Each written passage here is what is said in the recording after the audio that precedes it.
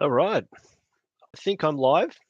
So welcome to the Sunday stream. I'm going to start doing these more often because it definitely works within the confines of my social structure, being a dad and also being quite busy doing some renovations. So thanks for joining. And what have I been up to?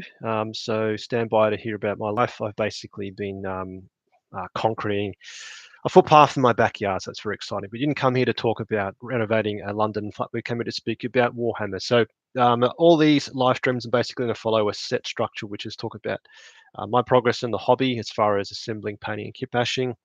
Let's discuss a bit about lore, how I'm enjoying the lore of 40k. And then finally, which will be the biggest focus of these sessions, will be the tactics, the tabletop tactics, including discussing a previous army list I basically played. Of course, so starting off with hobbies. So the first one, I finally cracked out a Valkyrie, which I bought a while ago, and decided to get painting. And the first thing you have to paint to do it like properly in inverted commas actually is painting the cabin. So I've tried to go a bit more all in on this one and try to be a bit more like vibrant in this painting process. And you can see things I've painted the back of the guy's helmet to try and get a bit more like a jet fighter pilot, like one of the American jet fighter pilot, like Goose and Maverick style. And then I actually applied some techniques one of my patrons recommended to basically try and make the cabin look a bit more vibrant than it maybe already is. So the first one, which is hard to kind of see actually, it's a very subtle effect, is the idea that if you paint some of the buttons, which are all red, for example, one or two of them a bit brighter, which I've tried to achieve here. It's almost like they are flashing as opposed to just all red, yeah? Another another subtle one is using a gloss varnish on the screens, or basically the display screens. So that trying to get kind of gives it a bit of a look that it's actually like a computer screen, as opposed to say just a flat finish. And likewise, you can see on the right there the two little circle things, which probably look like monitors of some sort. I've also put varnish in there, which basically shows that they're like glass as well. And then as far as the actual crewman, I actually used a jet black. I think it's I'm not sure which product it is, but it's a very shiny black, and I've basically used it to paint the tops of their helmets, which can act as sun visors for basically real world pilots. Another one to call out is you can see I've painted the seat belts or harnesses in white. So actually having worked in military aircraft like a decade ago now, is they're typically either white or red. And the reason for this is to aid with actually finding the thing, particularly in low light circumstances, and obviously in emergencies where maybe the entire cabin's blacked out and you've got to try and physically find the white or red thing. So that's certainly nice to see there. So yeah, so definitely a fun process. The one thing about a Valkyrie is it's actually a massive kit. There's loads of different parts. I've realised there's a lot to actually cut out and work on, but really enjoying it so far. Definitely going to take my time and make sure I paint the rest of the cabin quite vibrantly, and then probably put LED lights in the back just so you can see the two crewmen working around. Okay, now on to lore. So the only thing I want to speak about lore actually is Space Marine 2, the game. So if you don't know, which I'm sure most of you will know, is that Space Marine 2 is out and it's freaking awesome, I have to say. I've been playing mostly multiplayer, player plus player, and a typical style being basically a guardsman is I'm really focusing on shooting. So to be honest, I suck at melee in Space Marine. Against other players who are absolute wizards at this type of thing, probably 12-year-old kids are just demolishing me. I've basically gone to just completely ignore that and just go simply for maximum DACA. So I play the heavy character, which is the greetings, Callum, and also hi Adam. Yeah, it's basically pay a heavy bolt to Space Marine, because that way there's no focus on actually shooting and just bloody put loads of rounds down range. Now, obviously, you can play player versus player like a typical multiplayer game, or you can play like co-op missions. So basically, you play with other friends and you basically go through the actual campaign, which is super fun. So it's definitely a fun game. I'd say player versus player is a very particular style. It's pretty classic of just like shooters, and it can be pretty brutal. Definitely when I started, I was probably getting 1 kill for 6 deaths. which is pretty terrifying. Another one is I am probably going to one day do a lore video on Kazkin, or the Kazrakin if you want to mispronounce it, and basically speak about what it would be like to be in the Astra Militarum Special Forces. So I trained but never served with the Special Forces in Australia many years ago.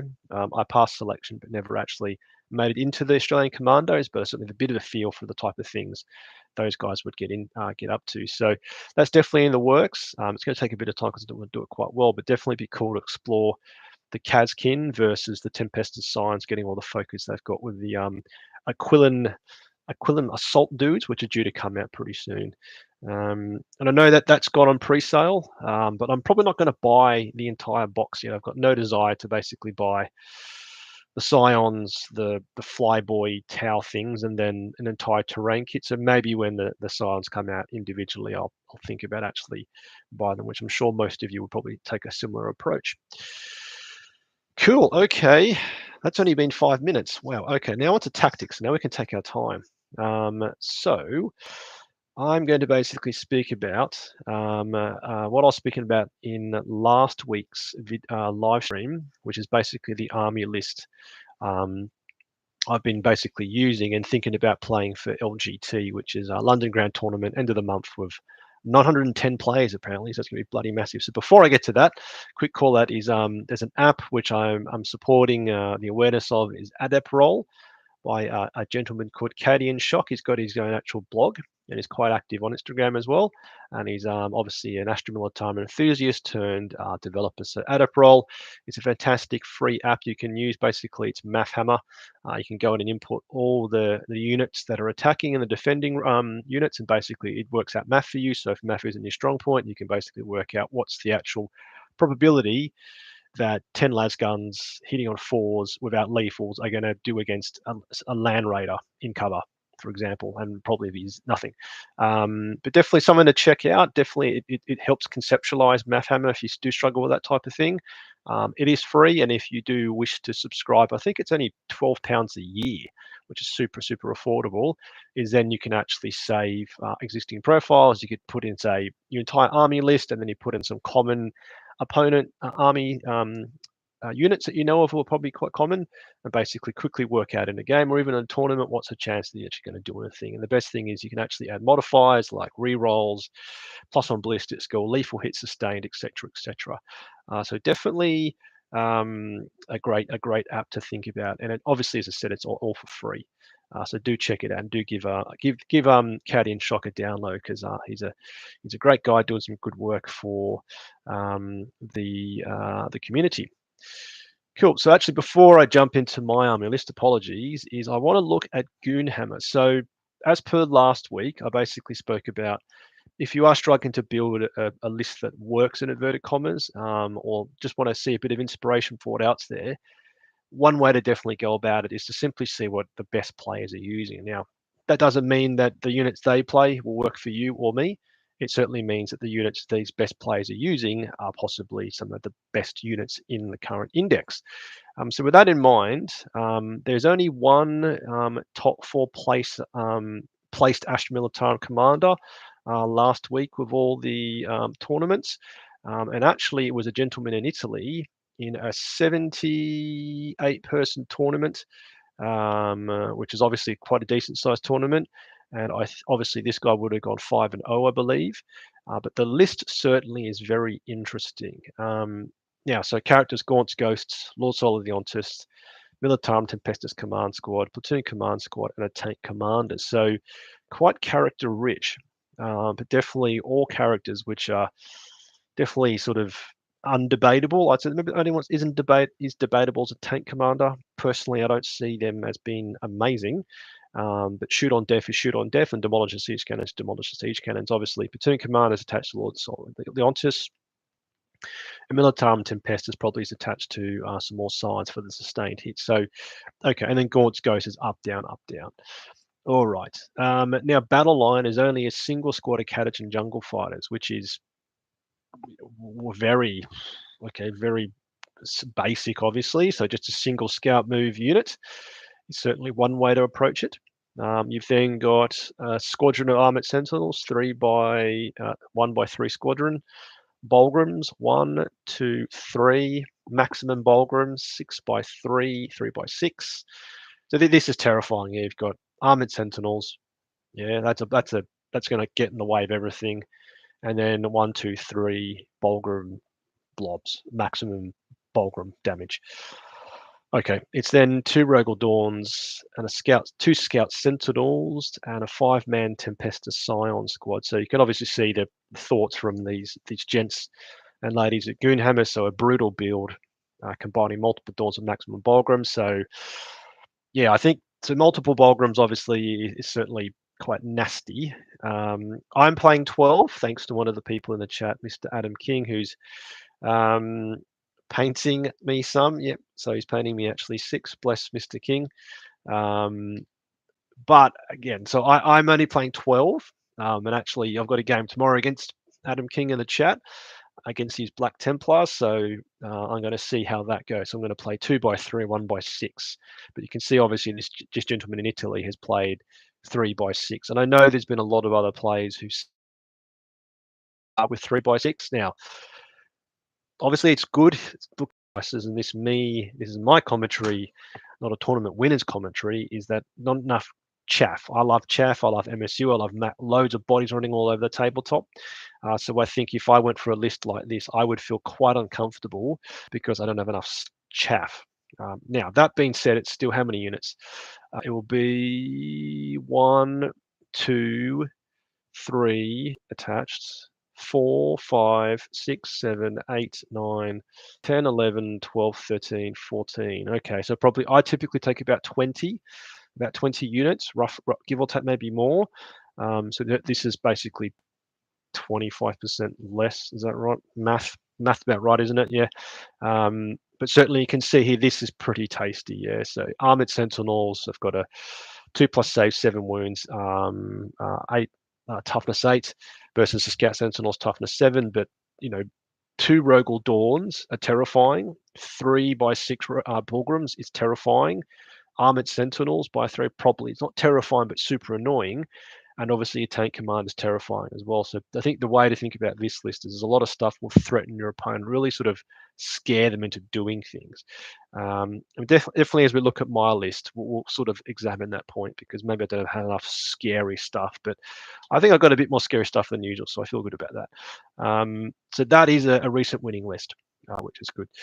Now, again, before I get to my list, I just want to recap. I actually played a game on Monday night. I wanted to get 2 games in, but my TTS has gone and crapped itself, so I can't play any TTS games. But played a game Monday night versus a gentleman called Rob. I met him at an RT. He really pulled my pants down and basically table mixed it for 2 models. And we had a punch up again. So versus Udrakari. Now, he made a couple of changes to his list. He basically took a flyer and dropped quite a few transports. Now, my list, which I explored last week, I used, and basically it performed very, very well. I actually managed to pull Rob's pants down this time and beat him like 90 to 54 or something like that. And we basically called it turn 4, but I would have tabled him. But again, we're even now, which is fantastic. So go the guard and obviously go Dark Eldar. But it was a good game. Obviously for me, we played Purge the Foe, Smoke and Mirrors on whatever that's called. And certainly everything just came together. Interestingly, again, this is always working for me now, is I was aggressive with the Dawns early. I pushed a Dawn and basically threatened his bottom right objective, and that shaped the entire game, because that died in like turn 2.5 or turn 3, maybe I think turn 2.5, because I first off, I bum rushed a Lehman Russ Exterminator onto that objective, pulled his forces down to deal with it. They then got there. Rogal Dawn came out, murdered more dudes, including tank shocking into them and using obviously a tank shock, and that basically shifted his focus down to that bottom right. And I basically held this with chaff at the top left and basically contested the center with, you'd be unsurprised here, 1 by 6 Bulgrams. So certainly I'm very aware this is probably a good matchup for guard. Drakari are very squishy. Callum in the chat has got 9 for LG's, hoping for 3 more, fill the gap. Well, actually, if you need 3 more, Callum, there's a gentleman in the chat who could paint you some, actually, Mr. King. So he could certainly paint more for you. But yeah, I think 9 is the minimum now, certainly. But yeah, so this was a very favourable matchup, I think. And I think definitely Rob's reflected on his list is with Drukhari, if they don't take transports, he only had 3 versus 5 when I played him in an RT. That rips the life out of the army, obviously, because they benefit from jumping out of transport. So certainly, I think Rob is reevaluating the loss of transports because he had 5 previously. He only had 3 this time. So yeah, but that was a very, very positive experience for me, which is go Jeff. But let's now reflect on the actual list. Yeah, so right, so on the left you can see the actual list I took against Rob, and then basically anything in orange-ish is stuff I'm considering removing, and stuff over here is stuff I'm considering adding. So to basically recap, you've got Lord Solar attached to a platoon command squad with mortar team. With Ursula Creed, she's floating by herself. It's then Colonel Strachan with 10 jungle fighters, 2x10 jungle fighters, one of which is in the Chimera alongside Colonel Strachan. Infantry squad with mortar attached to Lord Solar and the platoon command squad. And then interestingly, a mortar team floating by itself. And this was a suggestion I took from the last week's live stream as well. It's then 6 Bulgrim, 3 Bulgrim, 3 Bulgrim times 2. O'Shea Cage Battery, Tempestus Science times 2. Limon Rust Battle Tank, Exterminator Auto Cannon Limon Rust, and 2 Rogel Dawns. Now, the Limon Rust Battle Tank, I think I was super hesitant with this for basically all of 10th. Strength 10, AP 1, 3 damage on a battle cannon is not good. But the way to think about that is, given you've got organic reroll on to hit and full rerolls if the target is on an objective you don't own, super worded there, you get full reroll. So this model doesn't actually need orders like other Lehman Russes do. And the good thing also is in Overwatch you get the rerolls as well. Yeah, so definitely I'm very comfortable with basically everything. And I was actually very comfortable with the list overall. But that being said, as always, I knew Drukhari was a positive matchup in the sense they're super squishy, and like mortar teams just annoyed the crap out of poor Rob just picking on all these dudes. So as I said, these 3, the mortar team, as discussed, I think against power armored armies, they're basically pointless, which is a lot of armies. And then Colonel Strachan. So Colonel Strachan, this is interesting actually. Now I'm reflecting. Colonel Strachan with 10 jungle fighters and the Chimera, they did a fantastic job. Now, if I go back to the map, if you can, you can't see my pointer, but the center objective, the terrain pieces, which is an L just to the left, I had the scout move Chimera basically scout move. Didn't have to actually scout move anyway, but then it basically tucked itself perfectly into the terrain piece which runs across the L that runs across next to the center objective. Place an inch off the wall, which means it can't be charged easily, got to go around. And basically I kept Strachan and jungle fighters in there ready to basically do something. Titus, hello mate, how are you? Yeah, good to see you, mate. Yeah, and actually now I'm thinking about dropping Strachan. It's like, oof. But actually, I think what happened next basically solidified the game alongside the Lehman Russes basically securing the bottom right. Is that because you can issue the order once they debus, so you debus 3, you move 6, he then gives move, so they've got basically 12 inches of movement out of that vehicle. So 12 inches of movement got some of them basically into the corresponding terrain piece off the center on the right hand side. And actually there, Rob had placed some bikes, a transport. I don't know what this monster thing. It's like not that powerful. It's got a 5+ fill no pain. It's like a monster thing sitting there, doing an action, and also some like mini chaff dudes as well. And basically charge them we'll move them 12, use their double flamers, use Strachan's shotgun, did grenade, and then basically charge 3 units and wrap them all up. And that was actually the reason I did that, is because Robert got the action secondary. We're going to do something in the towards the center of the board, whatever that's called. I can't remember. I think it's established locus is a secondary objective. Now, basically that wrapped up a load of his stuff and killed a lot more than I thought it would. Strachan with his 4 rerolls obviously is fantastic, and giving lethal hits to all his friends is fantastic as well. And they basically wrapped up 3 or 4 units. They killed a fair bit of stuff. And then the crackback, they all basically, I think Strachan survived on 1 wound, but it was a very powerful combination. Now, the reason why I'm thinking of dropping Strachan is that, again, against anything non-elfy, you're not actually that. He's not amazing. Well, he is amazing, but you're basically spending 55 points plus. Okay, so 110 point package plus the Chimera is 180. So basically, it's a 180 point package to basically be a 1-hit wonder. He's a glass cannon, obviously. I mean, most guard things are glass cannons, arguably. But I just don't think beyond squishy targets, him and his corresponding friends are going to kill much. Now, if you disagree, let me know, because we're always here to basically to hear playing a sickening amount of Space Marine 2 Titus. Yes, me too. We've been playing loads of multiplayer, player versus player. But yeah, so Strachan, I think, he's great, but is he always going to perform? I don't think he is. And having to attach his mates next to him, I don't think it's a good use of points. Now, the overarching thing of all this, remember, is I'm making this list as sharp as possible for LGT. I have dreams of going 3-2, which for me would be a personal record. So I'm basically been really, really careful on what I take to this the LGT. Now, the next one, which is on the chopping block, is Ursula Creed. Now, she was floating by herself.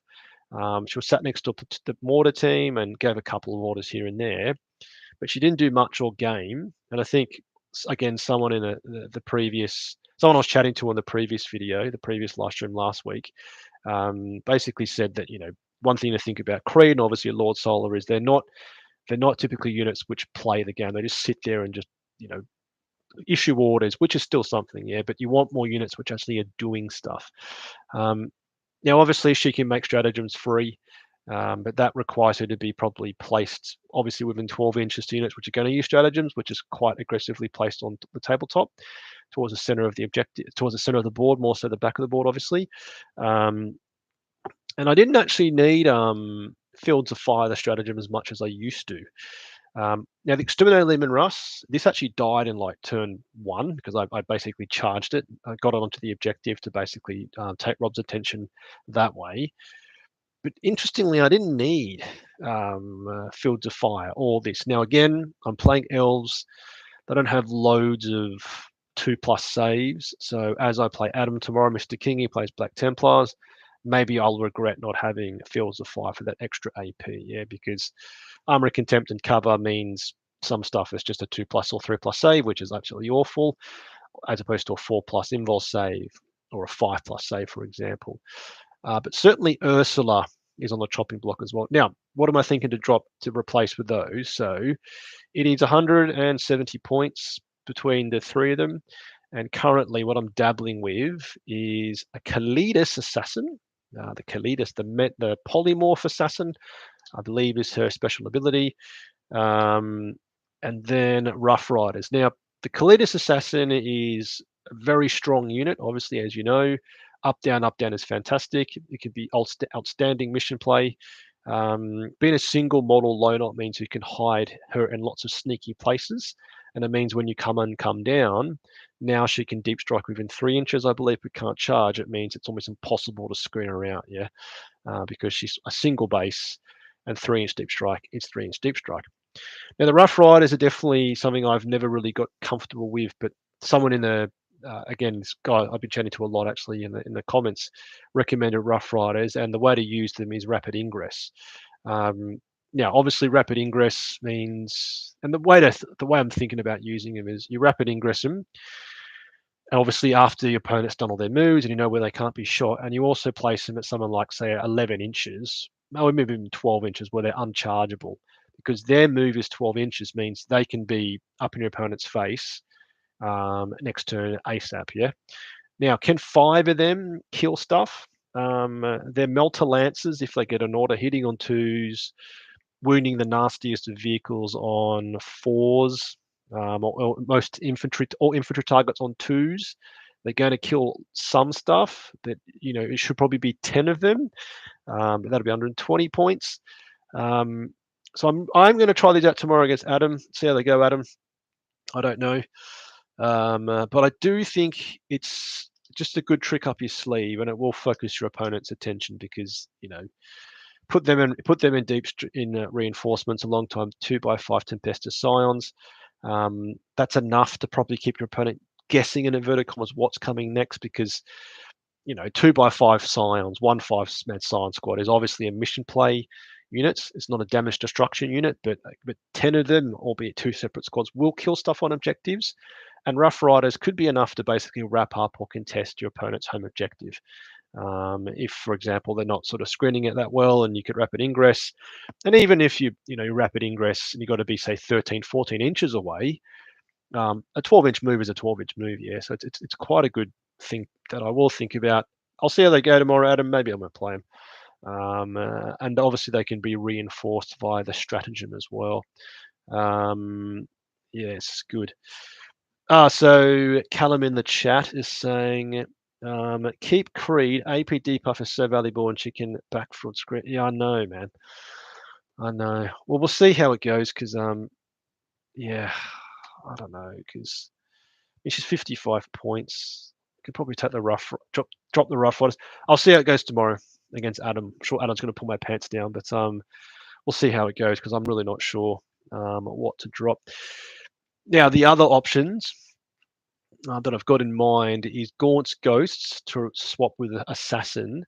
Now, the thinking here, again, a great one that came up in the chat last week, is that Ghost obviously are Astra Militarum units, and given Lord Solar can redeploy 3 units before the battle begins, you can basically redeploy Gaunt's Ghost if you do place them in a position where your opponent can get to them quite early and be nasty to them, as opposed to a Kalidas Assassin can't do that. Now, obviously, Kalidas Assassin is a single base. Gaunt's Ghost is 6 bases, so making them fit in the same spots that a Kalidas Assassin can is obviously impossible. Plus, the Kalidas has got a 3-inch deep strike, and also the Kalidas Assassin has got Lord of Deceit, whatever the +1 CP versus stratagems is. So that's quite good. But this I'm not sure. So we'll see how we go tomorrow, Adam, because maybe Gaunt's Ghost is better, yeah, because I'd say Gaunt's Ghost are harder to kill than a Kalidas Assassin. Yes, yeah, so it's going to be 10 wounds, 13 wounds, toughness 3, always got cover. 2 wounds a model, 5+ invul save on Gaunt, versus Kalidas Assassin is toughness 4, 4+ invul save, lone op just like they are. I don't know. I'll see how we go. But yeah, this is what's on the agenda. And the other one is Tempestus Command Squad. So speaking to Rob, my opponent, on Monday, basically, you bring in, if you brought 10 Scions and a Tempestus Command Squad, that's 170 points. It's a big investment. It then swaps the use of these 2 units from being mission plated to output, damage output. It's one thing, and again, just like the Kalidas Assassin, fitting in 15 models in Deep Strike is a lot harder than 3. But as you know, 4 rerolls against units on objective with sustained hits. They can give themselves an order when they come in via the Tempestus Prime. So you've got rapid fire 3 plasma guns and hotshot volley guns, hotshot las guns, hotshot volley guns. There's a lot of dackers, so you will clear infantry off targets. But it would be a bit of a change in how I'm taking this. Now, the other way you could basically just play Tempestus Command by themselves. That's a lot of DACA in there. There's, it's going to be a plasma melter, multi hotshot volley gun, and a grenade launcher, plus a plasma pistol on the Tempestus Prime. So maybe that. But I do think, yeah, tomorrow when we play Adam, I'll probably take the Rough Riders and the Kalidas Assassin, and if it sucks, I'll change it. I hopefully get a second game in later this week as well. But yeah, so what's your thoughts? So I'm just checking the chat. So yes, I will punish Adam. Thank you, Callum. I'll do my very best. And then another person saying, so you bother with special weapons for infantry. Okay, so in infantry squads, so cadets and jungle fighters are just flamers. Okay, that's obvious. But the infantry squad typically take a plasma gun or melter. And actually, now thinking about it, probably would be a melter because I typically use Solar's Blob, Solar and Co. Probably turn 3 onward to basically push up and maybe try to assist with the game, because if I'm getting my ass handed to me, I need as many units as possible. Because I've got the Earthshade carriage battery at the back of the board holding my home objective. So a melter on, which is more of an offensive weapon than a plasma, which is defensive because it's got a longer range. Is probably my suggestion there. Yeah, probably a melter in the infantry squad. Yeah, so then Adam's saying a 15-man Scion squad is a much better deep strike threat than Rough Riders. Well, yeah, so then it would be okay. So drop the Rough Riders. So that's 60 points. Tempestus Command Squad is 70. And let's just, I think if I do this, can't do math that quickly, forgive me. So if I type in 170, oh, it fits. Yeah, because 70, oh, okay. Yeah, but then I got no mission play out of them. I got no deep striking mission play because command squad, the 2 Tempestus Scion squads would have to be, but I could play Colonel. I could play Tempestus Command Squad and a 5-man brick. That's pretty scary still, and then have the floating second one. But then actually, if I've got the Kalidas Assassin, she is achieving mission play because she's up, down, up, down, up, down. Maybe that's the play, actually. Maybe it's a Kalidas Assassin, and a command squad just down here for the sake of math. Yeah, maybe. Yeah, maybe that's the way to go, because again, the Kalida's just up, down, up, down. That she should always be getting your backfield, opponent's deployment zone scoring. Maybe that's the play. So I'll stew in that tonight, and you'll know when I turn up tomorrow what I'm basically taking. Yeah, if everything, yeah, okay, we'll just kill everything. Yeah. Right. So where are we at? 30 minutes. So I'm just checking if there's any chat in here. But yeah, definitely Titus. I've been playing a lot of Space Marine 2. You may have missed when I first started, but basically I've been playing loads of player versus player and having a relatively good time. So you can see me basically battling it out here. And the cool thing is you either, when you play multiplayer, you either play Chaos or you play Loyalists. And when you play Loyalist, you upgrade your like cosmetics as you do better. So already my guy's looking pretty pimp with like all these like fancy embellishments. But when you play Chaos, you're stuck with what you got here, and you're basically playing the Iron Warriors. But yeah, I'm enjoying it. I play way too much Warhammer Darktide, but now I'm playing way too much Space Marine, and I've only really been playing multiplayer. And as I said before at the start of the live stream, is that I suck at melee Space Marine 2. So all I've been basically doing is just focusing on shooting, and basically I've adjusted all my buttons when I use my mouse to be all about shooting, with like literally no button for melee, because there's no point, because this guy's melee is to swing his weapon around and probably miss his opponent. But yeah, it's a bit of a shark tank when you play player versus player. Obviously, it's pretty tasty.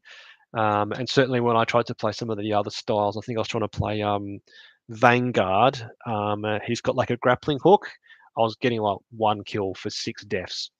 So doing awfully. But when I play Mr. Heavy Bolter Man, I do all right actually. And this, yeah, you see the Bulwark, they have this shield, and I don't know, like they literally just hold it, and I spray bullets at it, and it's like an invulnerable save, but he's rolling like constant 4-ups. Yeah, so it's really fun, and I've played a bit of the campaign. I've also played a bit of the co-op as well, but certainly I get addicted, but just playing this loads because it's very rudimentary when I just want to play something simple. So yeah, that's a grappling hook, man.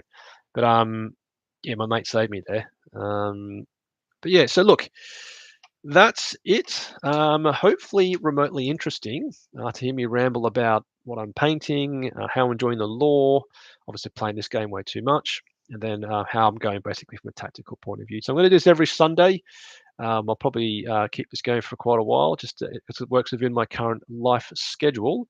But yeah, so yeah, good to see you all. Nice to see Ghost 9PM because we've been chatting loads in the chat about all the different tactical aspects of it, and I will report back later. So happy Sunday fun day.